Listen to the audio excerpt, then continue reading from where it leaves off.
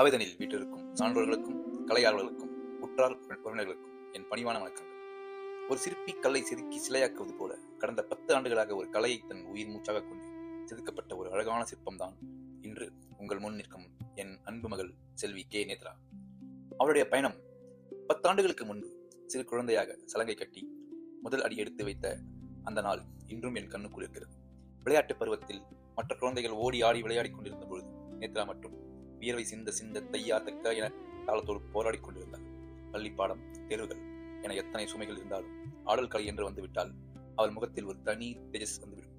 இன்று அவள் அணிந்திருக்கும் இந்த சலங்கை வெறும் மணிகளால் ஆனதல்ல, அவளது 10 ஆண்டுகால உழைப்பு, அர்ப்பணிப்பு மற்றும் விடாமுயற்சியாலானது.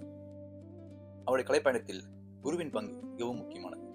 இந்த கலைப்பயணத்தில் ஒரு மெழுகுவர்த்தியாக இருந்து நேத்ராவை ஒரு முழுமையான கலைஞராக மாற்றிய பெருமை அவளது குருவான திரு ஸ்ரீவித்யா மேடம் மற்றும் திரு ஆதிரா தான் சேரும். ஒரு செடியை நட்டு அதற்கு நீர் ஊற்றி இன்று பூத்து குலுங்கும் பூவாக மாற்றிய குருவிற்கு எங்கள் குடும்பத்தின் சார்பாக சிரம் தாழ்ந்த நன்றிகளை தெரிவித்துக் கொள்கிறோம். நேத்ரா, இன்று நீ மேலில் ஏறுவது ஒரு கலை நிகழ்ச்சிக்காக மட்டுமல்ல, உனது 10 ஆண்டுகால தவத்தின் பலனை உலகிற்கு சொல்ல உன்னுடைய ஒவ்வொரு அசைவிலும் இந்த இறை உணர்வு வெளிப்படட்டும். அன்பார்ந்த பெரியவர்களே, என் மகளின் இந்த முதல் படியை உங்கள் கைத்தட்டல்களாலும் ஆசீர்வாதங்களாலும் அணைய செய்யுமாறு அன்புடன் கேட்டுக்கொள்கிறேன். இதோ உங்கள் முன் நேத்ராவின் ஆடல் அரங்கேறட்டும். நன்றி.